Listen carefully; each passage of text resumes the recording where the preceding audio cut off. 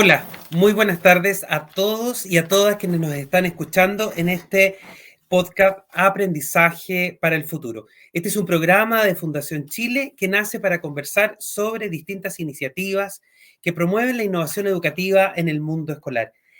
Recuerden que cada viernes estrenamos un nuevo capítulo en que estamos conversando con distintos actores, ¿no es cierto? Docentes, líderes educativos, investigadores, representantes de las organizaciones de la sociedad civil, distintas personas que han estado desarrollando innovaciones que son interesantes de conocer, que promueven la formación integral, inclusiva y de calidad en todos los establecimientos educativos del país.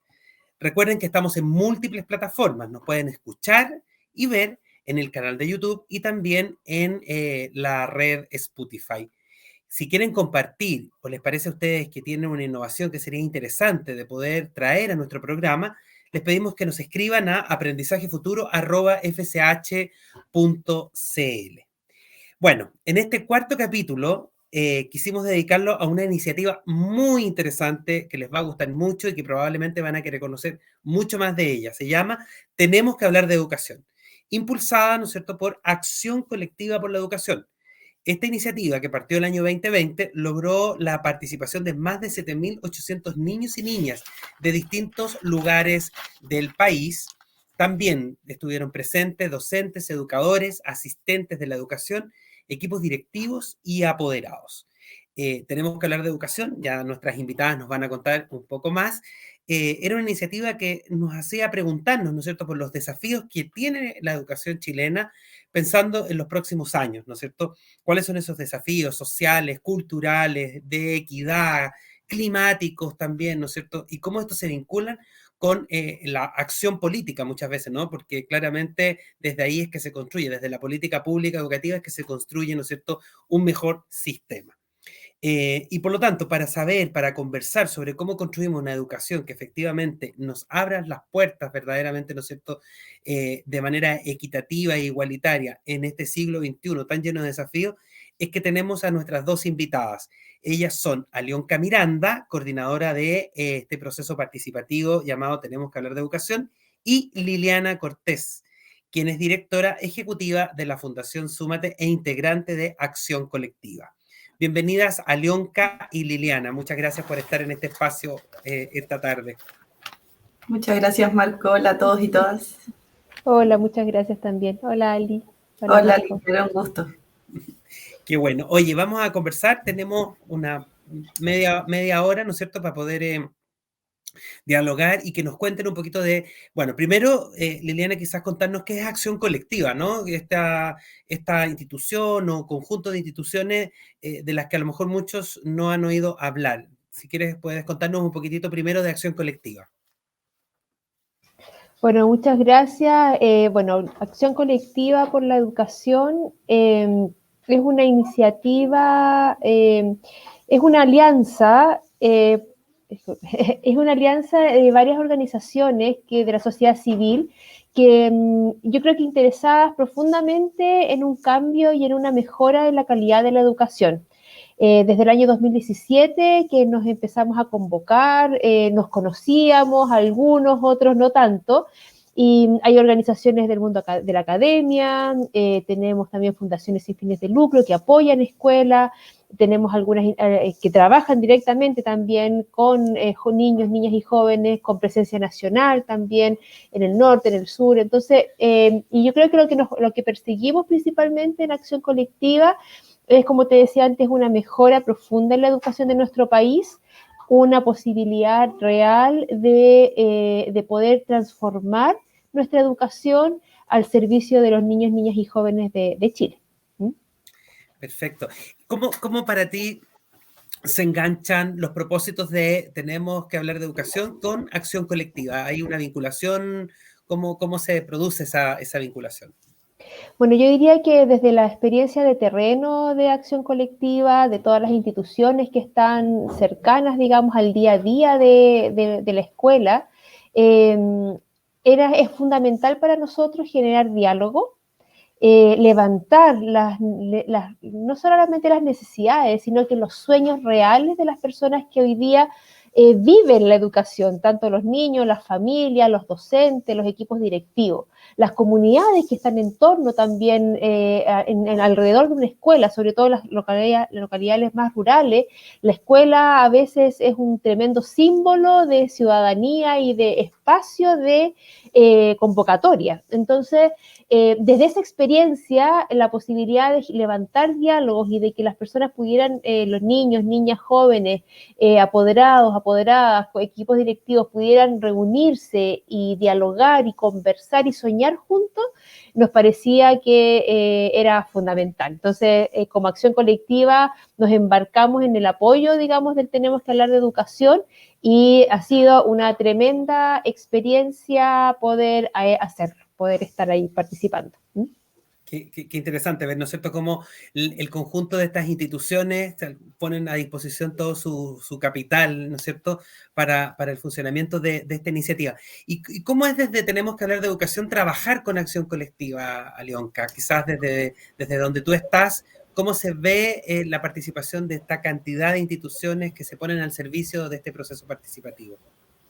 Gracias, Marco. Bueno, primero saludar a todos y todas quienes nos escuchan, quienes nos ven en las distintas plataformas. Siempre un gusto poder estar aportando un poco en la discusión de educación y política pública, que es algo que nos debiera estar convocando a todos en este año tan intenso en todos los niveles.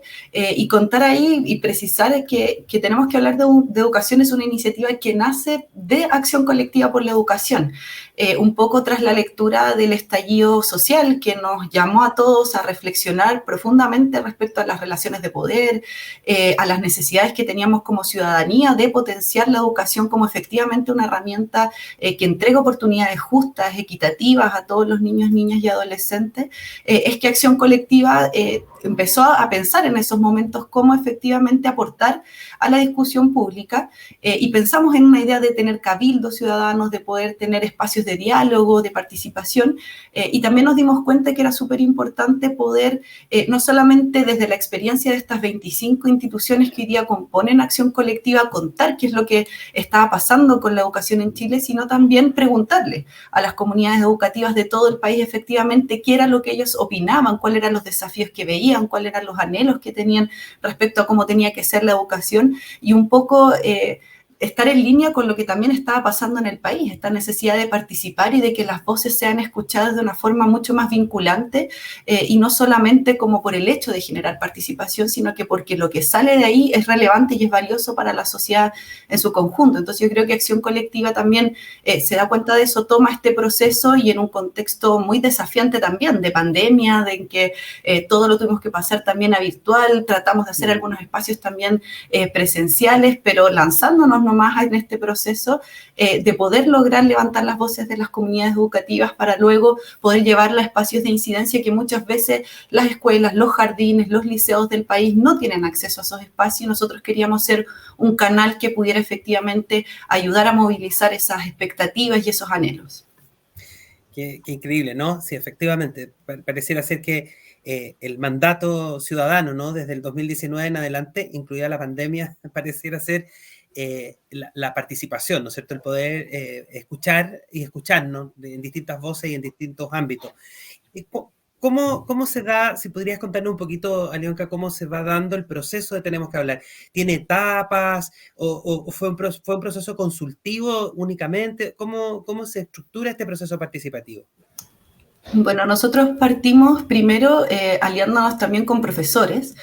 Nosotros entendíamos que para poder llegar a los establecimientos educativos, no solo escuelas y liceos, sino también jardines infantiles, era clave a nivel metodológico cómo levantar esa información y cómo hacer participar a las comunidades educativas. Entonces, definimos una primera etapa que se llamó de participación de comunidades educativas, en donde hicimos una muestra intencionada de escuelas, liceos y jardines infantiles del país que pudieran sumarse a este proceso, representando diversas realidades, no solamente en términos geográficos, sino que también en términos de condiciones de entornos vulnerables, diferentes niveles educativos también. Entonces hicimos una primera etapa en donde adaptamos metodológicamente todo el proceso participativo para que participaran niños y niñas desde los 2 años de edad, lo que fue algo que yo creo que es distintivo respecto a otros procesos de participación que se han dado. Ahí fue clave una alianza que hicimos con con UNICEF, con Fundación Oportunidad y con la Corporación de la Infancia y la Familia de Santiago, que nos ayudaron en ese proceso de adecuar la metodología para que niños y niñas muy pequeñitos, desde nivel medio menor, pudieran sumarse a este proceso. Y facilitamos durante todo ese tiempo, junto con Acción Colectiva, que las comunidades educativas pudieran participar. Y para eso, personas de todas las instituciones que son parte de Acción Colectiva pusieron a disposición personas que coordinaran con cada uno de los establecimientos la implementación de la metodología y poder recoger esa información. Hay que pensar que llegamos a zonas muy rurales, muy apartadas, y en esos contextos lo que se hizo fue apoyarnos también en los distintos establecimientos, llevando a través de las cajas JUNAEF las guías de trabajo, pudiendo conversar de esa manera con personas que no están en esos momentos llegando a los establecimientos educativos. Entonces tuvimos toda esta primera etapa de participación de las comunidades educativas, y en donde intencionamos no solo la participación individual, sino que también la participación de los consejos escolares, que es un espacio que debiera potenciarse mucho más dentro de los establecimientos educativos, y también entregamos algunas herramientas para que los profesores pudieran hacer diálogos en sus propios cursos. Lo que también fue muy interesante, porque durante todo el proceso y el trabajo que hizo Acción Colectiva también fue el de adaptar y de vincular las distintas metodologías que se diseñaron con, por ejemplo, los planes de mejoramiento educativo, los planes de formación ciudadana, el currículum priorizado, de manera que este proceso participativo no fuera una interrupción necesariamente en la escuela, sino que dentro de lo posible, en un contexto muy complejo, aportar. Y mientras tanto se iba dando todo ese proceso, hicimos varios encuentros emblemáticos que les llamamos, que eran encuentros virtuales, en donde invitamos a distintas personas del mundo político, del mundo de las escuelas, de los jardines, a hablar de distintos temas más focalizados en educación. Y luego hicimos una segunda etapa que se llamó las mesas de profundización, en donde a partir de todo lo que salió de las comunidades educativas se elaboraron informes que fueron la base del proceso de discusión de estas mesas, que eran mesas heterogéneas de alrededor de 10 personas, en donde habían académicos, personas de la sociedad civil, estudiantes desde séptimo a cuarto medio, apoderados, equipos directivos, docentes. Entonces, eran mesas muy interdisciplinarias, interestamentales, que permitieron poner en común diagnósticos que muchas veces podían ser diversos, pero que permitían llegar a soluciones comunes. Entonces, trabajamos en torno a esas dos etapas y hoy día nos encontramos ya de cabeza hacia una incidencia efectiva en donde podamos efectivamente llegar a los candidatos presidenciales, donde podamos llegar a la convención constituyente y efectivamente llevemos esas voces a esos espacios. Vamos a hablar de eso más adelante. Oye, impresionante. Todo esto pasó entre el 2020 y el 2021. O sea, en medio de la pandemia. Exactamente. O sea, impresionante, ¿no? Como Acción Colectiva, y tenemos que hablar de educación como proceso, se da en un momento casi de crisis y funcionó. Eso nos demuestra, ¿no es cierto?, que las comunidades escolares siguen y siguieron, ¿no es cierto?, estando vivas, abiertas, muchas de ellas abiertas virtualmente, pero disponibles. Oye, bueno, tenemos un video que me gustaría invitarlas, claramente ustedes lo conocen, un video que ilustra, ¿no es cierto?, este proceso. Así que las invito a que lo miremos y luego vamos a seguir conversando. Estamos en 2021 y han pasado muchas cosas. En estos años lo que más me sorprendió fue ver a miles de personas pidiendo que todo cambie y conversando sobre cómo construir un mejor país. Hubo una votación y van a cambiar la Constitución. Parece ser muy importante y muchos dicen que la educación es el tema más importante a conversar. Un grupo muy interesado por la educación preguntó en jardines y colegios sobre qué soñaban por la educación en Chile.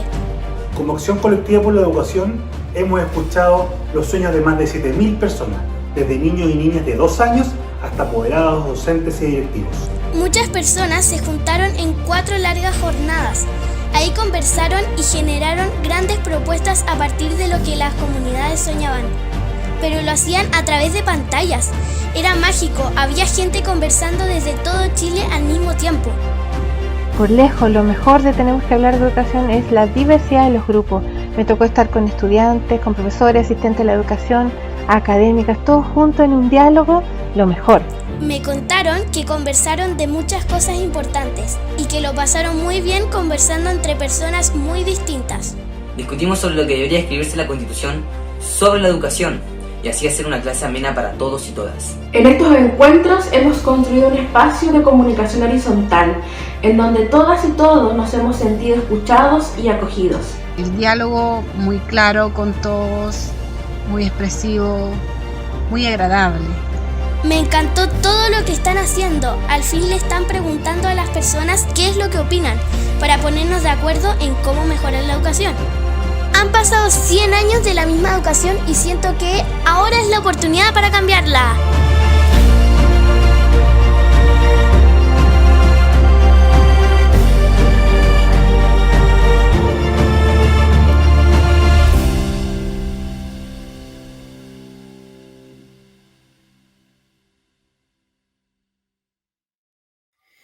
Muy bien, qué bonito video y además inspirador, ¿no es cierto?, del proceso. Yo creo que cuesta no conmoverse, ¿no es cierto?, de cómo finalmente pareciera que una sociedad entera, incluida las escuelas, obviamente, porque son parte de la sociedad y sus integrantes, también están removidos y también, ¿no es cierto?, invitados a participar.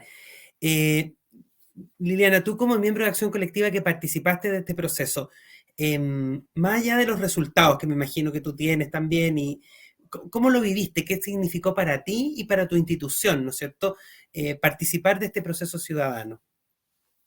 Mira, yo creo que lo primero es destacar la diversidad, la posibilidad de soñar juntos y de pensar que en realidad la educación es de largo plazo. O sea, necesitamos, o sea, cuando uno conversa tanto con los estudiantes, con las familias, muchos saben que hay cosas que ya no les van a tocar a ellos, ¿ya? Pero que son fundamentales de cambiar y de mejorar para las generaciones futuras. Yo creo que ahí hay una tremenda mirada de país que es importante rescatar. Eso yo creo que es lo primero. A mí me emocionaba mucho cuando un joven que puede estar en tercero, cuarto medio, un apoderado que a lo mejor ya sabe que su tiempo, que le queda poco como apoderado, que entiende que no es para ello, pero que es fundamental que siga trabajándose para las generaciones futuras. Ahí hay una primera mirada que yo creo que a mí por lo menos me emocionaba mucho. Lo otro es el coincidir en algunos temas, o sea, valorar en realidad el escuchar que temas como la educación pública, temas como las mediciones, como la mirada de la educación integral, de distintas palabras, con distintas formas, con distintas expresiones, pero lo que está detrás es la necesidad de que la educación no es solo un tema de conocimiento, sino que es un motor que mueve una sociedad. Y no es no es poner las fichas en la educación para tener un mejor futuro yo como persona solamente, sino que entender que esto es colectivo. Y yo creo que eso pasaba, a mí me pasó en los grupos pequeños, me pasó en las mesas de profundización, de los encuentros emblemáticos también. Entonces es algo transversal. Y yo creo que, y por último, yo creo que no puedo dejar de destacar, a mí me tocó en las mesas de profundización también estar con jóvenes, y la claridad, o sea, la claridad de los jóvenes y la necesidad de generar espacios de participación vinculante en términos de criterios de realidad. O sea, es como, no podemos hablar de eso si los vidrios están rotos. O sea, podemos conversar de esto, pero que no nos olvidemos que a mí hoy día lo que falta es esto. Entonces, ese aterrizaje me pareció muy importante sin dejar de creer y sin queja. Esto no era queja, era hacernos cargo. Yo creo que eso fue muy, muy, muy importante. Qué impresionante lo que dices, ¿no? Como la necesidad de participar, pero además de que no solo se oigan tu voz, ¿no? Sino que además también alguien al otro lado recepcione y sea capaz de entender, de procesar y de ser capaz, ¿no es cierto?, de encarnar esos sueños. En el video parecía algo, decía, había como una pregunta, ¿no? Al final, si bien recuerdo, no lo memoricé, pero decía algo así como, para que el mundo político escuche la voz de las comunidades. ¿Por qué crees tú, Liliana, que es importante ejercicios como este de tenemos que hablar de educación para que el mundo político oiga, ¿no es cierto?, estas voces? ¿Qué importancia tiene eso? Como pensando ya en lo que vamos a seguir conversando sobre incidencia, ¿por qué es importante que el mundo político escuche a las comunidades educativas? Bueno, yo creo que lo primero es que el mundo político es un mundo principalmente de adultos. Y también históricamente nuestro país es un mundo que está compuesto por personas que muchas veces, que la mayoría posiblemente se educó en colegios de élite o en colegios con altos estándares también. Entonces, yo creo que lo primero es que desde es necesario escuchar estas voces y estas comunidades porque nuestra educación es muy diversa. La educación rural, la educación de adultos, la educación básica, media, los jardines infantiles, como mencionaba Lionka, tienen una tremenda diversidad. Y si no somos capaces de reconocer esa diversidad, tampoco somos capaces de reconocernos como ciudadanos distintos, que estamos vivimos en un mismo país, pero que necesitamos construir una sociedad que nos contenga a todos, que nos permita avanzar a todos. Entonces yo creo que ahí hay un primer llamado, por eso que es la fuerza también de las propuestas. Las propuestas son propuestas que al final permiten, decantan en temas muy relevantes y unos son más importantes que otros. Y eso es importante escucharlo desde las bases, no desde lo que se plantea a nivel comparativo mundial, que es muy importante también, pero que no te da la prioridad que involucra. Yo diría que no es cualquier prioridad, es la prioridad que involucra, esa apropiación que te va a permitir avanzar y que va a permitir que una escuela se sienta parte de un país y no como un grupo, un gueto que está alejado de lo otro. Lamentablemente todavía en educación funcionamos muy aislados y yo creo que para mí por lo menos tener claro las prioridades que salieron de estos diálogos, del tenemos que hablar de educación, nos permite decir, desde Arica y Punta Arenas, desde Puerto Montt, desde la costa a la cordillera, hay temas que son transversales y el mundo político, como parte también de la sociedad, nos tenemos que hacer cargo. Súper, clarísimo. Oye, bueno, ahora entiendo, ¿no?, que parte, o si no todo, ¿no?, me imagino procesado en formato de informe, ojalá, ¿no es cierto?, también disponible para toda la sociedad, va a llegar a este mundo político, ¿no? Alionka, en este informe que ustedes elaboran, se habla de los sueños y los anhelos de las comunidades educativas, ¿no? Como en este sueño que decía Liliana, pensar la educación para Chile. ¿Qué es lo que ustedes recogen como ideas principales? ¿Cuáles son esos sueños, ¿no es cierto?, que tienen las comunidades educativas? Sí, bueno, Marco, después de sistematizar más de estas 7.800 personas que estuvieron participando de las comunidades educativas, yo creo que, bueno, tenemos un informe ahí que es de hallazgos del proceso, que son 6 hallazgos principales, pero quisiera enfocarme yo creo que en 3 principalmente, de las cosas como más potentes que salieron. Mucho de lo que se fue extrayendo en el proceso de codificación y de sistematización de este trabajo fue que las comunidades educativas hoy día plantean 5 principios básicos que tienen que estar dentro del proceso constituyente. Se habla de una educación de calidad, se habla de una educación integral, se habla de una educación que es equitativa, que es inclusiva y que además promueve finalmente la colaboración de forma permanente en los distintos niveles. Y en esa línea yo creo que también un segundo hallazgo muy vinculado a estos 5 principios es que hoy día las comunidades educativas han hecho, y digamos, yo creo que los estudiantes con toda la comunidad educativa ha hecho un clic un poco con todos los cambios que estamos viviendo entre la pandemia y todo lo que ha significado el estallido social, la pandemia y un contexto muy incierto también, de que la educación tiene que ser un espacio de que nos habilite y nos prepare para estos cambios, que haga sentido a los estudiantes, que efectivamente les permite estar motivados por el aprendizaje. Se veía mucho eso, o sea, los estudiantes hoy día decían, no me están formando para la vida, no me están formando para lo que pasa una vez que yo egreso de la enseñanza básica. Entonces, en esa línea nosotros detectamos y le hemos llamado de esta manera que hoy día las comunidades nos piden un nuevo paradigma educativo. Y ese nuevo paradigma educativo se compone de una educación que está centrada en los y las estudiantes de forma permanente, en sus intereses. Hoy día nosotros tenemos herramientas dentro del sistema educativo como la jornada escolar completa que nos debería permitir focalizarnos en los intereses de los estudiantes y abrir esos espacios. También se habla de una educación que sea más inclusiva, una educación que valore la diversidad y que la promueva también dentro del sistema. Y finalmente también se habla de que sean aprendizajes integrales, ya que hoy día los estudiantes sienten que está muy focalizado todo en el CIMSE, en evaluaciones que son estandarizadas, en evaluaciones con altas consecuencias además para todo el sistema, y que no terminan promoviendo la colaboración entre los distintos niveles del sistema educativo. Hoy día los estudiantes, las comunidades educativas sienten que hay una especie de abandono de la educación pública, efectivamente, que se ha dejado de lado el hecho de que la educación pública tenga que ser un estándar de calidad y de educación integral para todo el sistema, y por el contrario se ha dejado de lado. Entonces hay una pedida muy concreta de un nuevo paradigma educativo en donde además repensamos las relaciones dentro de la sala de clases, en donde los estudiantes son mucho más protagonistas de su aprendizaje, los docentes son mucho más guías que acompañan el proceso también muy creativo y también de intereses propios de los estudiantes. Entonces yo creo que ese es uno de los hallazgos más importantes, el pensar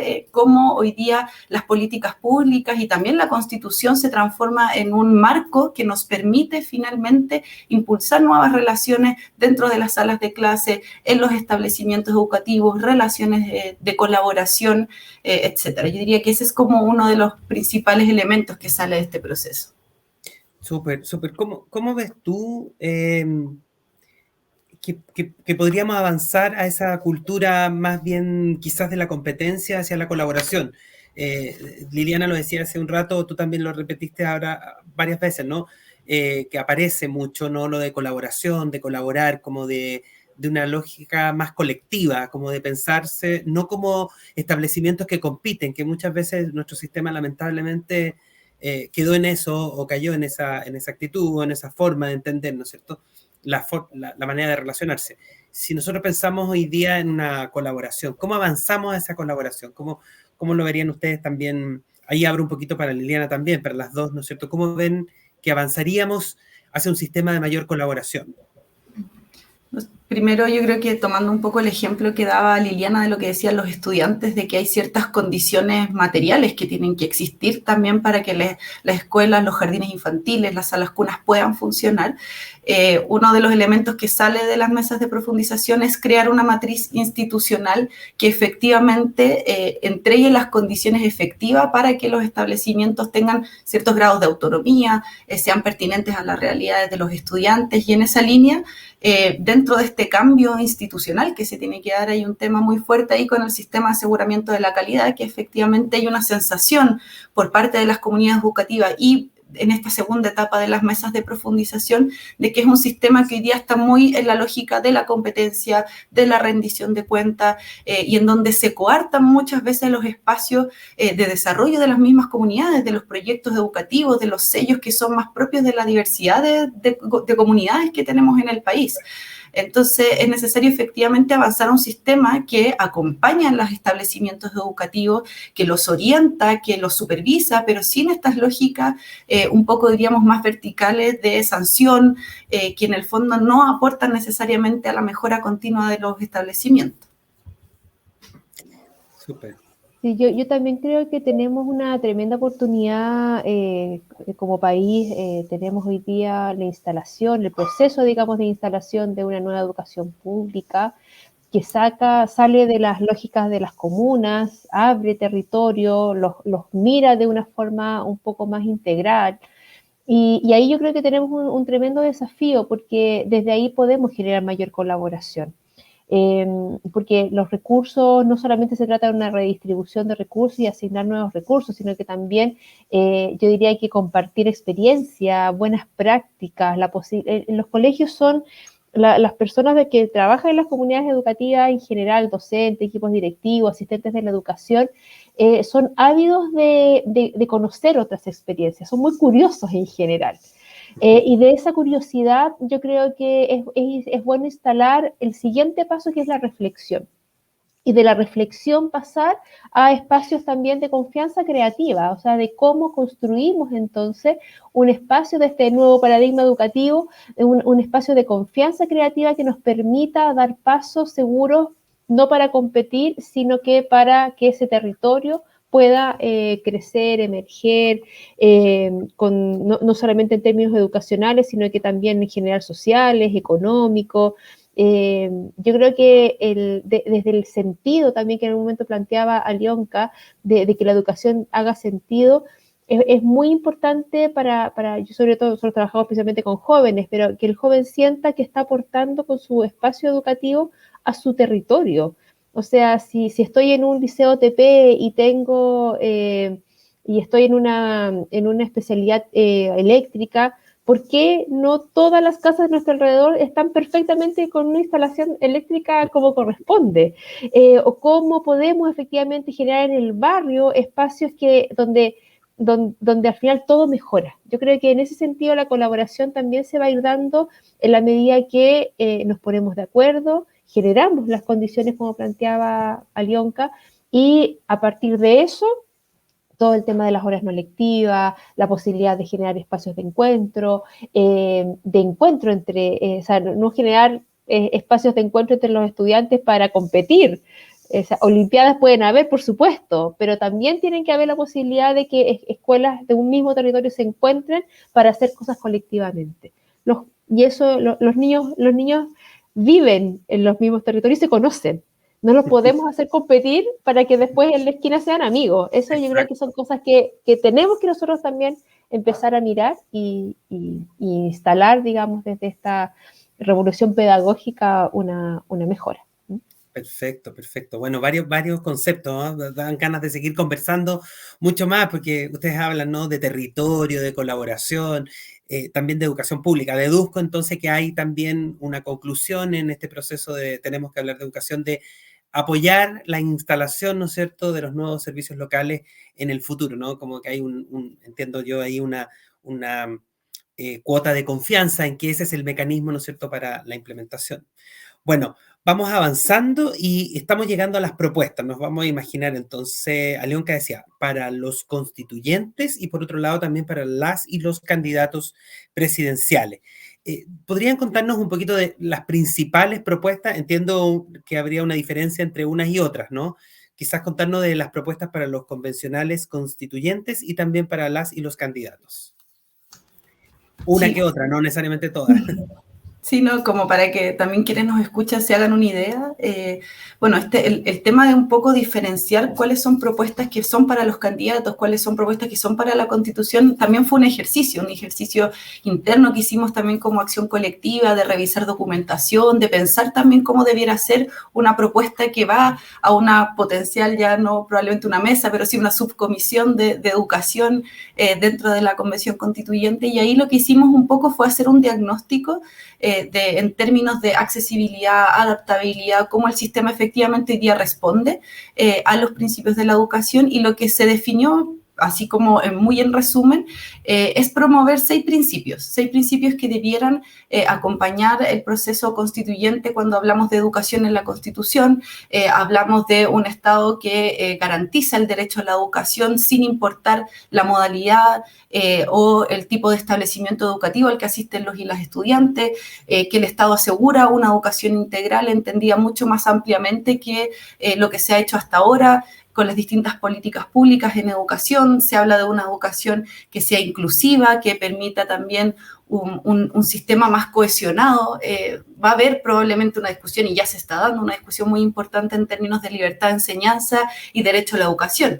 Y lo que se fue conversando a lo largo de todo el proceso es que finalmente lo que se debiera garantizar es diversidad de los proyectos, que efectivamente los proyectos educativos a nivel nacional respondan a los territorios, respondan a las realidades de las comunidades educativas, pero que finalmente prime siempre el derecho a la educación, y que finalmente todo el sistema esté sujeto a ciertas normativas que aseguren la no discriminación, que aseguren la equidad en el acceso. Entonces, esos fueron como los 6 principios que se establecieron para la educación en la Constitución, y además dentro del documento que está para los convencionales, se habla también de 6 debates que se podrían estar dando en la Constitución, y cómo abordar esos debates y cuál es la posición de todas las organizaciones y participantes de tenemos que hablar de educación, porque recordar también que tenemos que hablar de educación tuvo el objetivo objetivo de generar propuestas muy consensuadas. Entonces, todas las propuestas que aquí se presentan, sí o sí tienen al menos un 70% de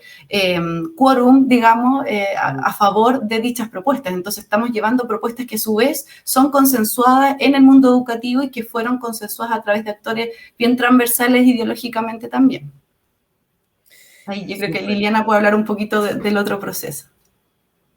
Sí, bueno, yo creo que como muy bien planteaba Alionka, hay una distinción porque en el caso de los candidatos y candidatas presidenciales son mucho más concretas las posibilidades de poder ingresar con las propuestas, ¿ya? Y aquí lo que se logró consensuar son 4 ejes, ¿ya? 4 ejes, así como están los principios en el caso de los constituyentes, aquí tenemos 4 ejes, y yo diría que 4 ejes que logran marcar y generar en cada uno de ellos ciertas propuestas que esperamos se puedan impulsar. Voy a mencionar rápidamente los 4 ejes para que las personas que nos escuchen, que nos están viendo, también se puedan imaginar este nivel de integralidad.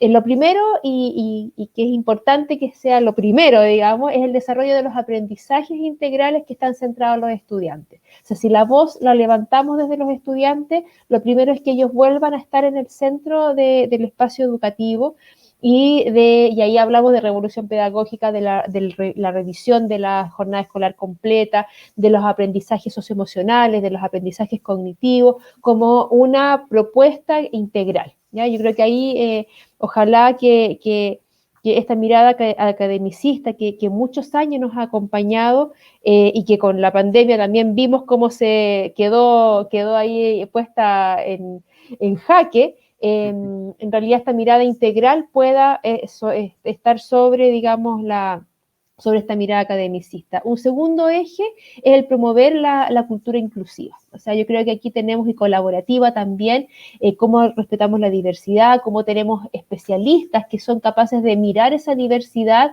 no para tratar de que el niño encaje en lo homogéneo, sino que podamos hacer diseños que nos permitan que aparezca, digamos, la individualidad de cada niño, niña, joven que está en la educación. Y, por supuesto, siguiendo desde el tenemos que hablar de educación y desde los ejes que nosotros tenemos como acción colectiva, la participación. Esta participación, los consejos escolares, algo que sea mucho más vinculante, que de verdad uno sienta que está involucrado en las decisiones que se están tomando.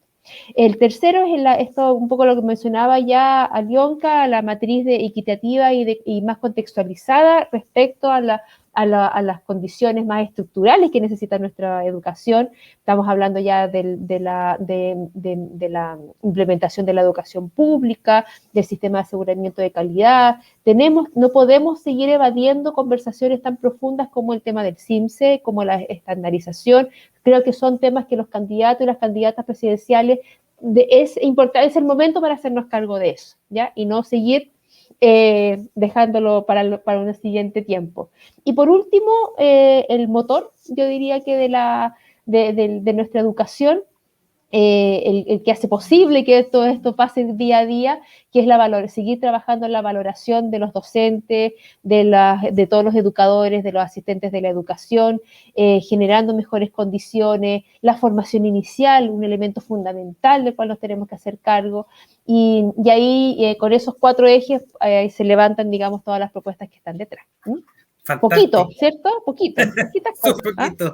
Poquitos desafíos.